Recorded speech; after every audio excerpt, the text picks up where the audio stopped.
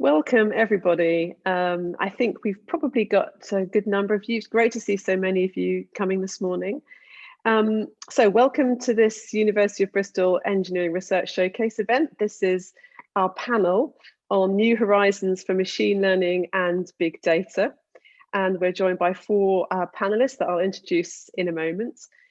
So my name is Kate Robson Brown. I'll be chairing today. I'm director of the Jean Golding Institute, which is one of the university research institutes, and we're dedicated to data science, data intensive research. But I'm also a member of the Department of Engineering, Maths and Engineering, which is why it's a pleasure to join this event today. Over the years of my own career, I've had some really productive collaborations with several industrial partners. And equally, I've experienced partnerships which didn't really get much beyond initial discussions. And as JGI director, as Jean Golding Institute director, one of my responsibilities is to support the brokering of collaborations involving university researchers and students. So when we were setting up this panel, we felt that it would be a really useful moment to start a kind of surfacing or giving insights into the breadth of expertise of Bristol in data science and machine learning and AI, but also look quite kind of honestly at the challenges and opportunities presented by academic and industrial partnerships. We want to discuss how good partnerships are formed and maintained, but also what success might look like. So what I'm going to do first is ask our four panelists to introduce themselves. I should say at any time, if you could put questions in the Q&A, and we will either answer them straight away in the text, or we will come to the end. I'll collate them and we'll come to them at the end. So let's get going and introduce our four panel members, starting with my colleague, Peter Flach. Over to you, Peter. Thanks, Kate. Good morning, everyone. It's great to be here. I'm a professor of AI in the Department of Computer Science. I'm also director of a Center for Doctoral Training in Interactive AI, which is basically it's a cohort-based system to fill skill gaps in AI and to produce highly trained graduates, PhD graduates. So. Like Kate, over the years, I've had a number of very successful collaborations. There are also, particularly in the area of AI, there are many approaches that we get that don't really get beyond the kind of first approach.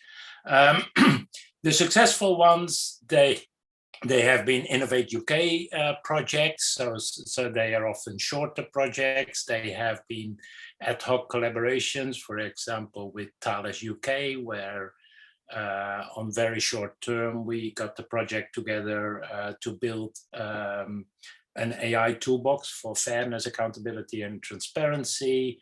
I have long-standing collaborations with people who, for instance, Claire Taylor from Kinetic, who has an honorary fellowship.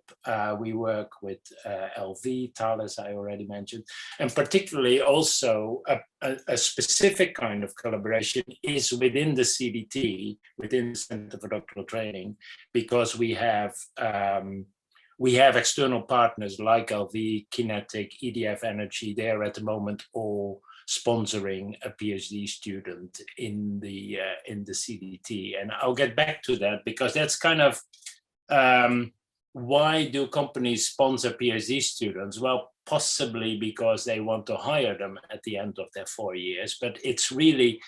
It's a question of delayed rewards. So basically you're investing in a skill set and in a group of people who are developing certain skills, and you're therefore at the table to help influence and to help inform what that skill set should be. So very briefly, I've kind of thought about this and I boiled it down to kind of 3 lessons or principles that I've distilled that I think characterize, in my view, successful collaboration. So the first principle is one of reciprocity. So there should, very simply put, there should be something in it for both parties. And of course, that can't be immediately clear from the start, but there needs to be potential for that. So too often, and I'm going to be a bit blunt here, too often the approach is something like, I have an AI-shaped problem. I hear you are an expert in AI. Can we talk? And actually, my response to that is, well, maybe you should listen to yourself. If I would just phone you up with that question, I hear you have expertise in X, Y, Z. Can I use up some of your time? Your response probably would be, no, I have already enough work to do.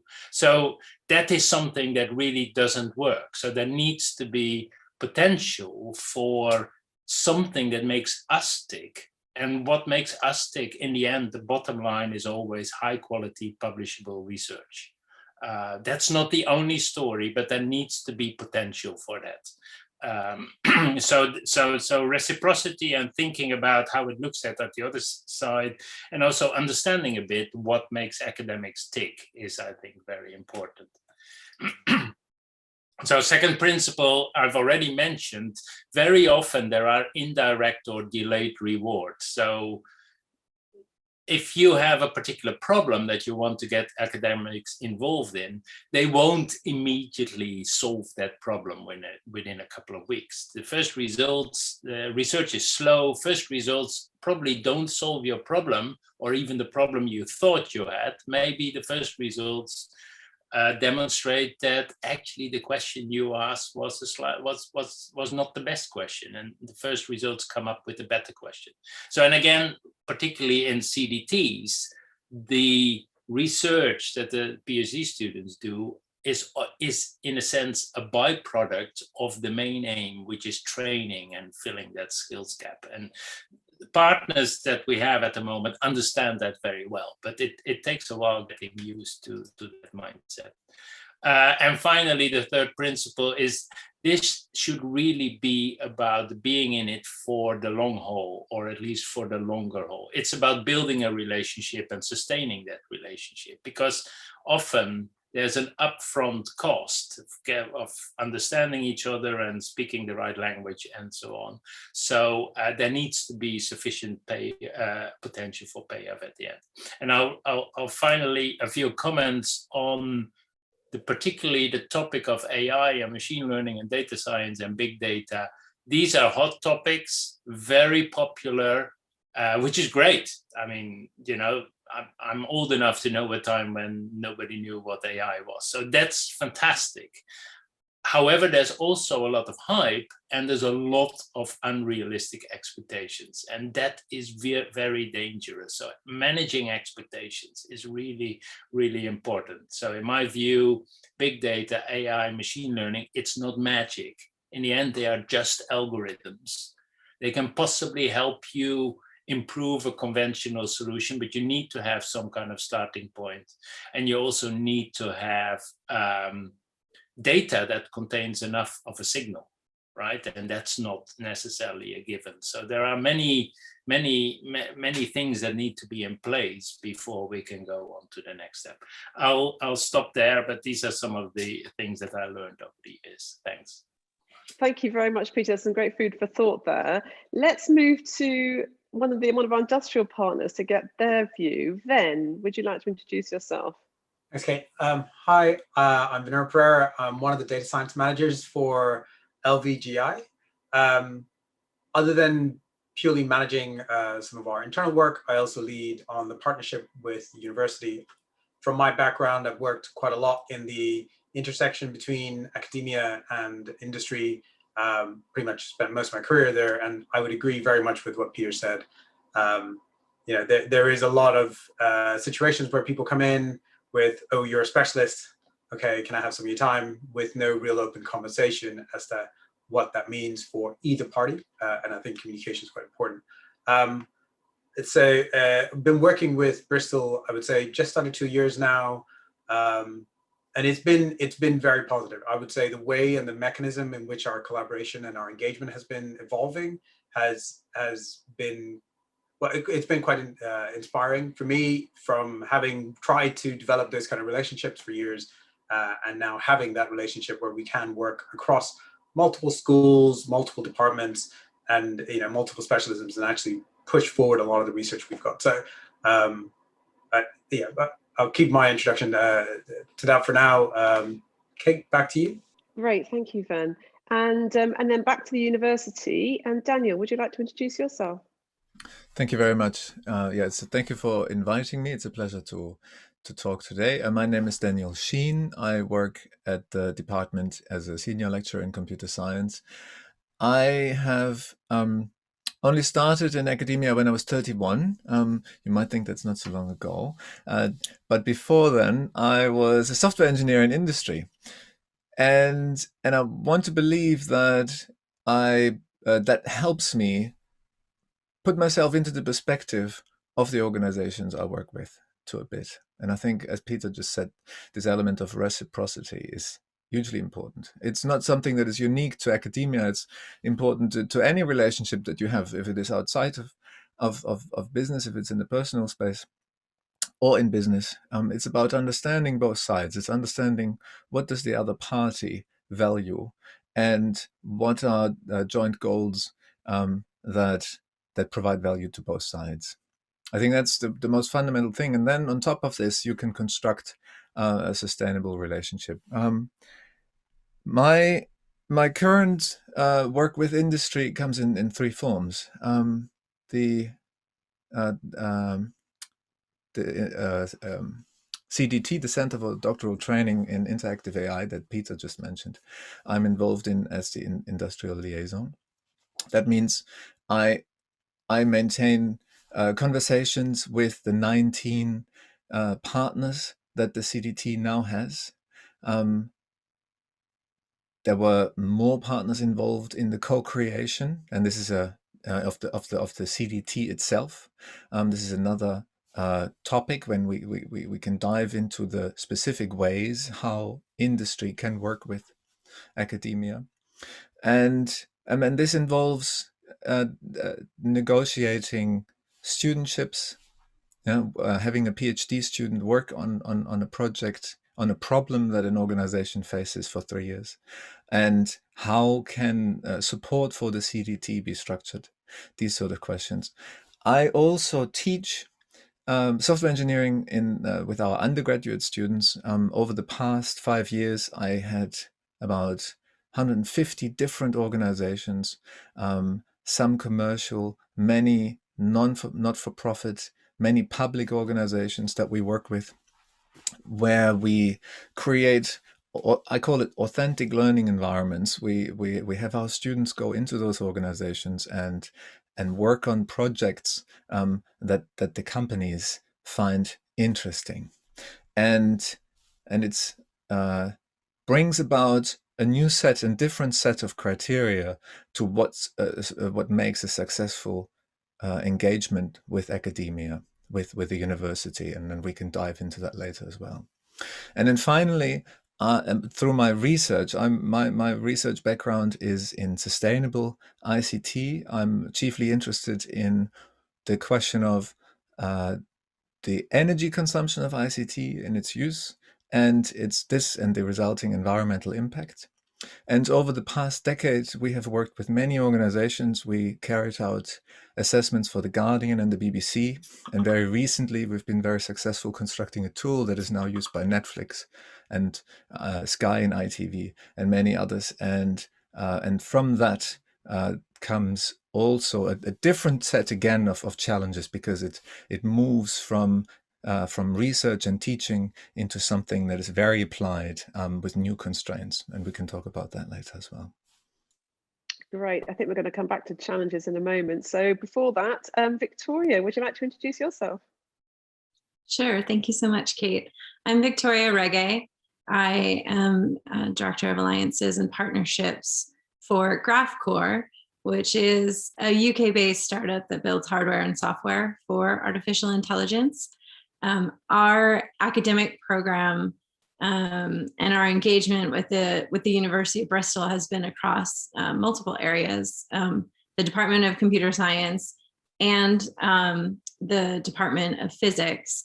And it's been really great to work so closely with the university that's right in the in the heart of where Graphcore is based.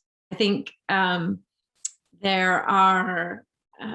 we're just getting started in terms of the research work and the potential. I think there's something Ven commented on that that I wanted to highlight as well, which is research in artificial intelligence is not necessarily limited to just computer science. There are all types of scientific applications and different departments across universities that are interested in applying artificial intelligence. And I think it's the great part about having a university from an industry perspective is working with the university. You get exposure to all different types of projects and students, and that's something that's very beneficial to us. Great, thank you, Victoria. So, I mean, several of you talked about either implicitly or explicitly the challenges that are that you face in developing these kinds of partnerships. I wondered if we could unpick some of those. So, for example, one challenge which had been mentioned today was around a kind of commercialization. Daniel, you were talking about that. I wonder if we could start there. So, are there particular challenges that you've overcome, and how have you done that in the context of the partnerships with external and industrial partners? Should I go first with some general observations? So there's an element of intellectual property. Yeah. So one of the reasons why an organization might be interested in working with the university might be simply to get out an algorithm or a piece of software, and that and there will be IP associated to it in order to make it possible to commercialize it. And now the university is a public sector organization. We get funding from the state and from the taxpayer, and that creates immediately responsibility for us to be respectful of this money. We can't simply take the work that we do here and then give it away to an organization, because that would form state aid, and that's forbidden. So that's a constraint. But of course, we are very, very interested in creating impact from our research. Yeah, as if we were interested in creating startups, if we were interested in becoming forming the next Google, then for most of us, the verdict would be we made a poor choice by going to academia, because we would be much more successful along this path if we were working outside. I think if you're working in academia, then you're chiefly motivated by working on challenging topics that are on the frontier of knowledge, and then at the same time you can be, and we most of us, many of us are extremely interested in also creating impact from this. And so that automatically creates an opportunity to then bring IP into an organization. Very practically, a student by default owns the IP of work that they generate.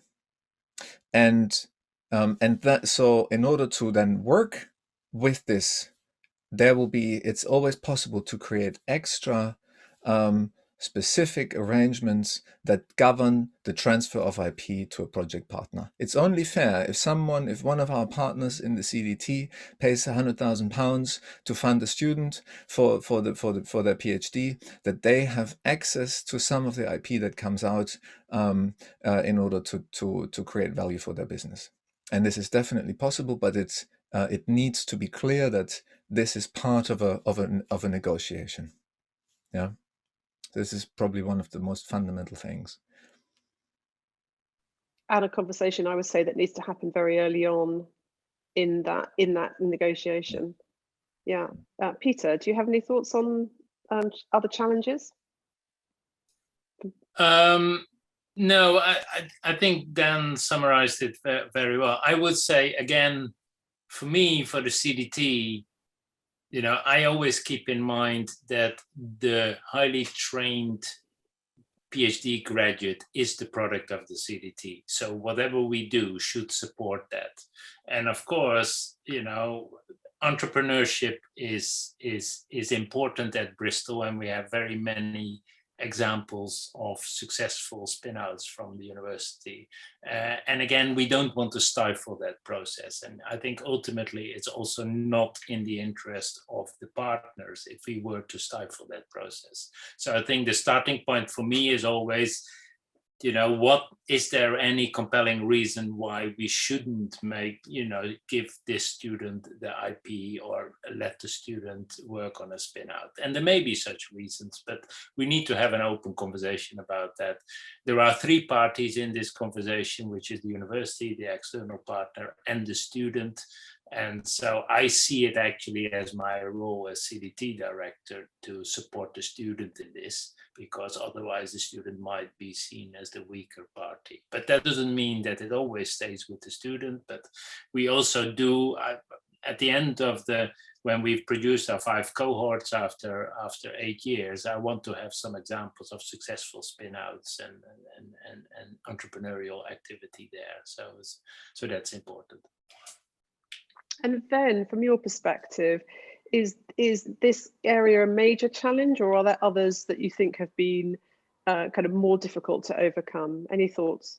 So when we went through designing, I guess, the framework or the contractual agreement that we have with the university, IP was probably the one that took the longest to flesh out. And I agree with both what Peter and Dan have said. When it comes to students, that ownership has to be clear. So, students, at the end of the day, they're just starting out. Once they start generating ideas, they need to be able to take those ideas and actually own and earn value from them. On that same thought process, if we look at non-students, if we're engaging with, let's say, a postdoc or a research fellow, or even Dan and Peter themselves, in this sense, for us, it is still a conversation. It should not, I don't believe in circumstances where we set hard lines as to who owns IP. We as a commercial organization, of course, we want to make money. That's the fundamentals of commercial. However, there are mechanisms to do that. A lot of machine learning, AI, it's moving so fast that even if we took the IP, shut it down, owned it, developed it, after about a couple of years, you need to be making another iteration. You need to make improvement. So really, these developments, fundamentally, the biggest value you have is being first out to market, not so much shutting down the IP. Any commercial organization, from my perspective, that goes into an academic engagement with the mindset of, no, we don't want to publish papers, we want to make sure this is all locked down, I think they're approaching it wrong. If you want to do that kind of stuff, there are consultancies out there that will do research for you. There are consultancies that are very good at doing that kind of work. Go find them. If you want to do academic engagement, there is, as again, Dan pointed out very clearly, academia is funded by our tax money. I'm as much of a taxpayer as anybody else. And the purpose of academia always has been is to drive fundamental innovation in a way that it is unrestricted and and let to flourish in its own. And if we try and stifle it, you're kind of taking away the strength of academia. I would say one of the other ones that I kind of want to raise is one of the difficulties that we have when working with academia. I mean, it's been simpler, is the language barrier. I know it sounds odd to say, right? What we talk about in commercial setting, the way that we work, agile sprints and so on. I wouldn't say that academics work in that same kind of mindset necessarily. Not every academic, some do. So bringing together those two very distinct languages to work together, that has been a challenge. However, conversation always leads to openness, right? The more conversation you have, the simpler all those solutions become. So I guess the solution to that is always, again, having those open conversations and not being afraid to do so. Commercial organizations are always locked down by NDAs. We need to make sure we protect ourselves. Well, if you want to do that, then do it elsewhere. If you're going to do it in academia, you need to set up things. Yeah. Dan, yeah, do you want to respond? I wanted to thank you for coming back with a more positive perspective to my initial there are constraints here opening. what I wanted to say is research is about new things, and it's when you're building a house, or when you're getting refurbishment on your house, you don't know what you might find. There's a lot of uncertainty. But when it comes to research, it's phenomenal, the amount of uncertainty that you're working with, and so trying to tie down the distribution of the value that may be created initially is very difficult. And so really what you want is you want to have the right balance of trust and having an open approach, but at the same time you want to have some basic principles agreed on very early, because if there is this Nobel Prize worthy multi-million-dollar finding suddenly there, then the appetite for all parties to hold on to this will be immense. So it's this, what Peter said in the beginning, it's a sustainable and sustained relationship that is key. When you're starting, for us researchers, as well as for the organization, we're on a learning curve, and the longer that we are engaging, the better we are in developing a judgment of what is appropriate, the right balance between open and having some very clear expectations written down. Yeah, Victoria, so you've got a slightly differently structured partnership with the university, haven't you, involving postdocs rather than students? I wondered from your perspective, do you have any comment about that? Yeah, well, I think the engagement with postdocs has been very positive. We've had 2 different projects running, and a lot of what it comes down to are things that people have already mentioned on the panel, but it also comes down to timing. And when is the right time to start a project? When is there a researcher or postdoc available to work on the project, and being able to give them time, because they may be wrapping up a thesis or working on things. And we really look at it at Graphcore as we just want to enable innovation and research. And so we provide engineering expertise in our technology for free, because we want to see people achieve really great things with AI and with machine learning. And so from that aspect, we want to do everything to kind of support that and work in the way that that academics work, with the end goal in mind of being able to publish research, which I think Peter mentioned in the beginning is one of the most important things. And so if you a lot of the benefit for us comes from the learning throughout, with having a new technology in the space, having feedback from maybe we'll come other researchers. Yeah, go ahead. You're breaking up just a little bit, Victoria. Oh, sorry. It's all right. Do you want to backtrack a tiny bit? Sure. So I was just saying that connecting them with other researchers at different universities who are also looking at similar problems is something that's been valuable as well. So I think that's a really interesting point that both you and Ven mentioned, the kind of almost unexpected, not entirely, but almost unexpected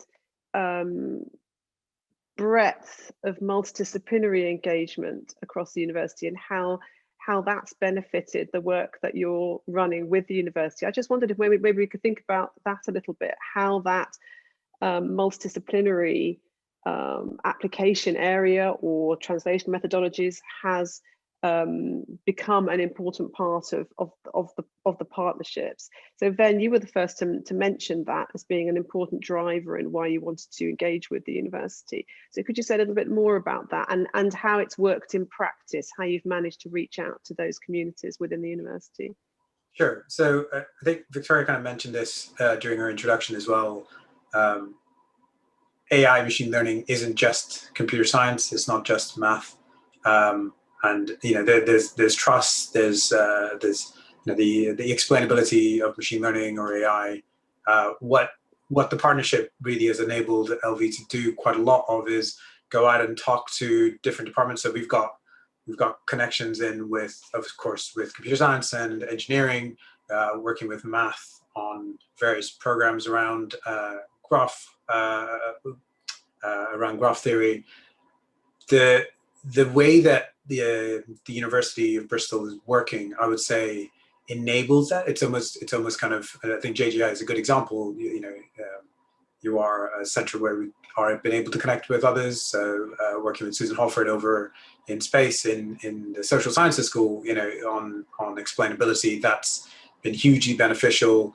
Now we're having various conversations with the management school. Again, the way that they approach it, what they want to do, and educationally, we mustn't forget one of the other reasons for engaging with academia is reskilling or upskilling or transforming our own employees to stay up with the times and be able to understand the kinds of developments we're making. So there's a lot of that, and furthering that agenda. There's work we've got. We are a regulated. We live in a regulated world. From LV's perspective, we're an insurance company, so there are regulations we have to follow. So politics, law, the law school, again, engaging with that. So we've really spread out quite far since we started this partnership back in 2019, in the summer of 2019. So it's been rapid growth, and it's been quite good. I can't keep saying how brilliant it has been actually for us. That's really, really interesting. Thank you. And nice to hear a bit about the work you're doing with social sciences in this space as well, and how that's kind of embedded in the partnership. Dan. I wanted to just add a few other examples of motivations that we see for industry to come in and work with us. Yeah, and has already been mentioned that the training of staff within the organizations is an important one. And I wanted to flag that there is a funding vehicle that UKRI has in place, and it's a knowledge transfer secondment or partnership, which is very specifically for that purposes, where either a colleague from the external partner comes into the university and works here, or one of our academics or researchers goes into industry and so embeds that knowledge and transfers the know-how into the organization. And so just wanted to flag that. And as Victoria said, another important motivation, and I see this lots and lots of times in my teaching of software engineering with the undergraduate students, is the desire for organizations to give back. This is less, this is complementary to the interest of creating new products, getting the IP into an organization to create new products. This is about contributing. Maybe there are alumni within an organization here when it's local, or just in general, recognizing the ability that an organization has by just purely engaging to create value for society or for the university, and that we see that a lot. Yeah, from the training side of things, I can use this opportunity to give a shameless plug for University of Bristol Data Week, which is coming up starting on the 14th of June for a week, open to external participants. We're going to be having about 45 activities across the week, including training, different level of entry training in R, in Python, introductions to machine learning. There are also talks and other opportunities, and we explicitly make those opportunities open to external partners in order to be one of the ways in which we're able to engage with industry and public sector as well, and kind of help them develop these kinds of partnerships with the university and along with the long term. Peter, there's something you wanted to talk about from the training perspective. No, I think training is a very interesting topic, and I think, of course, that's what we do with CDTs. I don't think that CDTs are the end of the story. I think there is I think as universities, we got used to this idea of sort of monolithic training. You know, undergraduate courses are 3 years or 4 years, PhD is 4 years, MSc is kind of, well, kind of year and a half wrapped into 1 year. To be honest, probably as a student, you don't know exactly what you're signing up for when you embark on this 4 years, but so it's a lot done on trust. And I think we need to ask ourselves the question, in the 21st century, is that really fit for purpose? We have, you know, things have changed a lot. We talk a lot more. So the whole model of universities is built on, well, you know, from 18 years old to 22 years old, you get university training. And then maybe if you go on to do a PhD, it's all originally it was all based on young people just fresh out of school and so on. But we don't have that situation anymore. We talk about lifelong learning. We talk about reskilling, upskilling. And I think I would be very keen if universities found a better way of actually servicing that. But of course, the challenge there is the advantage of sort of the young people route is that, you know, they come fresh out of A levels, you have an idea of what their background is and so on, and what you have to build on. Of course, if it's, you know, across all demographics and so on, the background is much more diverse. So there's a challenge. It's not just delivery, it's also having a framework to describe, you know, what the possible backgrounds are, what are the prerequisites for people to embark on a course, and so on. But having said that, I think, you know, we have so much developments like massive open online courses. There is an enormous amount of material available online. In the CDT, I'm kind of, we started this year with the kind of flipped classroom idea where, you know, I'm not the one talking, the students are preparing a lecture and talking to each other, and they can ask me questions and so on. So that's just an example of we need to really diversify, I think, in training. And one other thing that I wanted to bring up here that we haven't really talked about so far, which is the small companies, the SMEs, but more at the S end of the SMEs, you know, who often don't have a lot of resources, and often it's probably maybe a handful of people or so. How do we make sure that they get value out of this as well? Because there is this word that is very hard to pronounce, democratization of AI.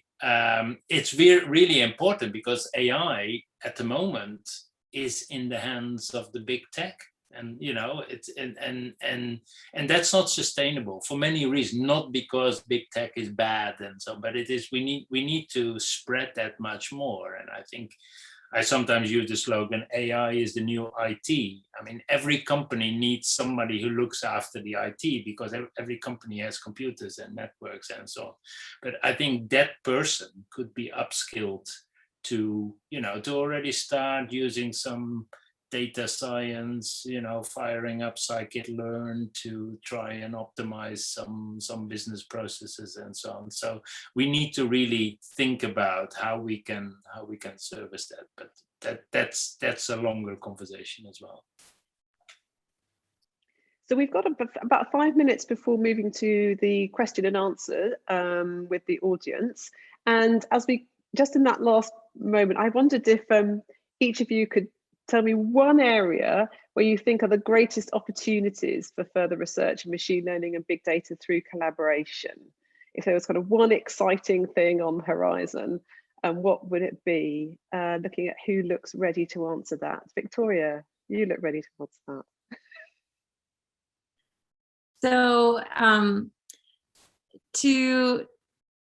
to Peter's point, the large companies have a lot of, they can train billions of parameters of models, and that's not efficient, and it's not conceivable that every company in the world is going to have access to the same giant compute cluster or compute node that a huge company would. And so there's a lot of opportunity to look at how can you make your models more efficient, and how can you kind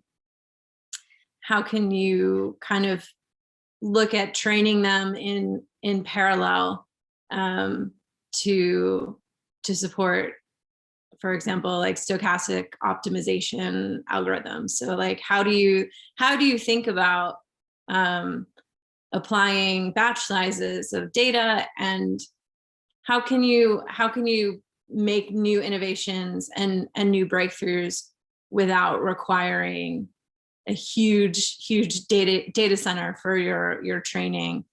I think that's something that is going to be very important over the next few years. Following on from that, Ben, what do you think? Where's your big opportunity lying?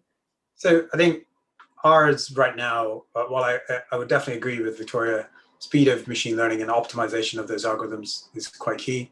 But for us, I think one of the big initiatives we've got is around synthetic data. And I think that's going to be huge. We've got postdocs we've got a postdoc currently working on it. We've got a PhD student starting on that. That's a huge area. And I think that the reason and the rationale behind it is fundamentally, if you look at the SMEs, for example, or even us as a bigger company, one of the challenges with applying any kind of machine learning models, they are data hungry. And synthetic data, what that enables us to do is cross boundaries.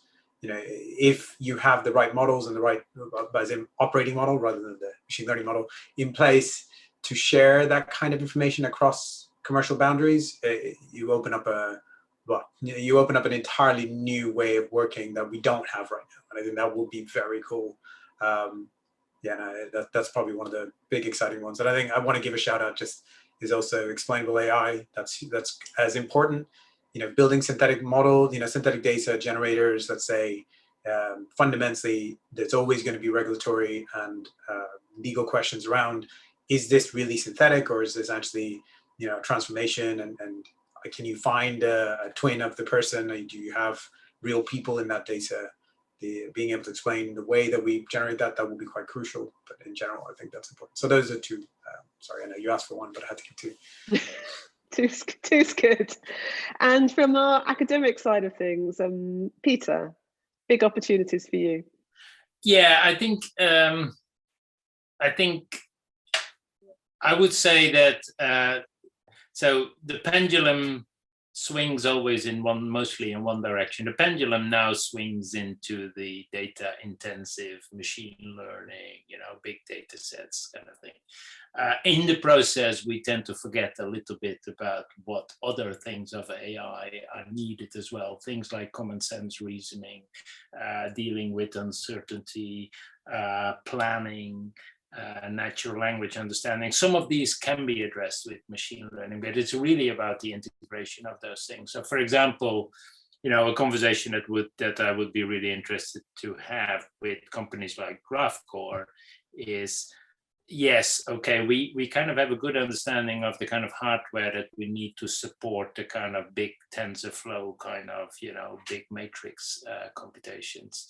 But we have lots of evidence that when we talk about more like reasoning, the kind of reasoning that humans do, and also common sense reasoning, these are different kind of computations, and we don't have a good understanding, I think, of what kind of hardware we need to support those. And in the end, we want some kind of hybrid system that can do both these things. And then that also goes back to the explainability point, because explainability is about reasoning. Right? It's not about, okay, don't tell me that you reached this conclusion because neuron 42 fired, and therefore that is not an explanation. The explanation is an argument that a human can follow, right? And that's where the reasoning comes back into that.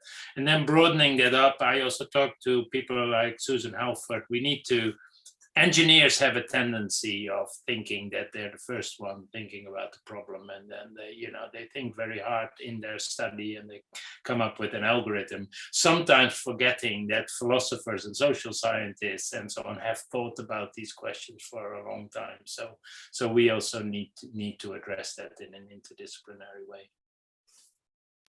Great, thank you. And Dan, if there are some opportunities that you'd like to highlight that haven't been mentioned already, we may have already stolen the one you wanted. Well, actually, you haven't. Okay. Now, you've asked someone who researches sustainability of IT. What are you expecting, I will say. You've spoken about efficiency and speed and different problems of how to make AI more powerful and serve our desires for more intelligent software better. That's all brilliant. Yeah, I have a phone and I'm benefiting from all of these innovations massively, and I love it. But the fact is that the IT sector is innovating with much disregard for its environmental impact.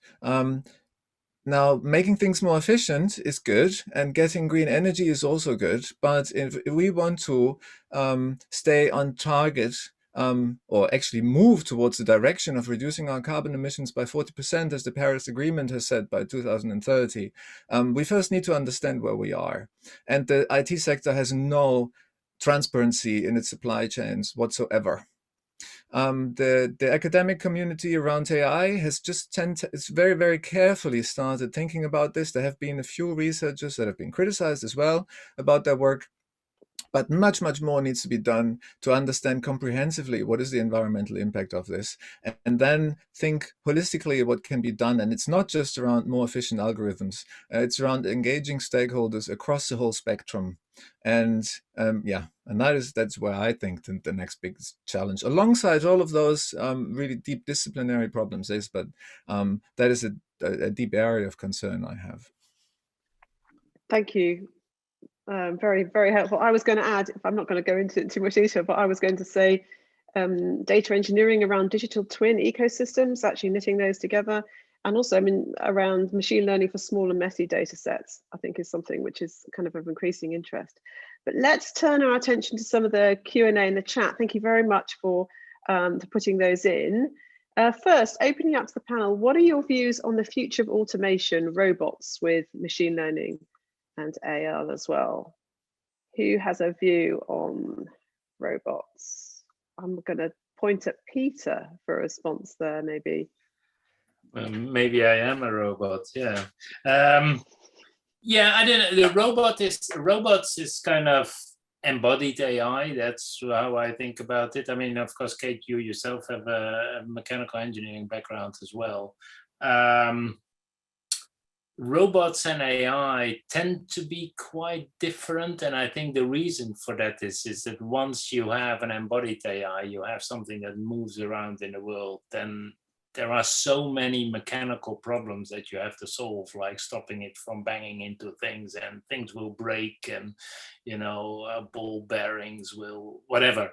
So I think you're opening such a big can of worms that sometimes I am glad that my kind of agents are software based, and then there are no ball bearings, and there is no. So I think it's an important area. I think we need to look at the intersection, and we do talk in Bristol to our robotics friends, but it's kind of. I think they have different concerns because of the mechanical side of things. One of the interesting areas that I've been dipping a toe into recently around robotics is control systems for deep space missions and robots on Mars, where you have terrible comms and physics that works against you. And I think there are some really interesting collaborations with industrial partners going to be built around that as well. Some from very, very just down the road. Okay, the next question is around training. For a PhD student in machine learning, the first step is to find good research problems that have research significance and can be tackled in 4 years. Do you have any suggestions as to how to find these research problems? Maybe Dan? From my perspective is that it's about engagement. Once you start, a good recipe to find a research topic is to reproduce some existing results, because as soon as you start really engaging in a problem, you will identify and deeply understand from the inside out where the limitations with some approaches are, and then you can build on top of those. Yeah, just reading a paper and then in the conclusion and the further work section, seeing something flagged, you will be too distant to really empathize and think through those problems in detail. So yeah, I think that's the strategy how I would and that I take with my own PhD students. Yes, I agree, and I try to encourage PhD students not to be afraid to explore avenues, particularly at the beginning, and not to close off opportunities, and to also just to accept that there will be some shift and some change, particularly at the beginning, and to have confidence that's part of the learning process and becomes kind of contextual information for the project as a whole. But yeah, a dialogue, I agree. Having a positive dialogue is really, really important. And the last question we have, in such a fast-moving field for PhD sponsorship, how do you balance the rapidly evolving interests of the company partner with the 4-year timescales for a studentship? Ven, maybe a good place to start would be with you. I know that you've had experience of working with students from an industrial perspective.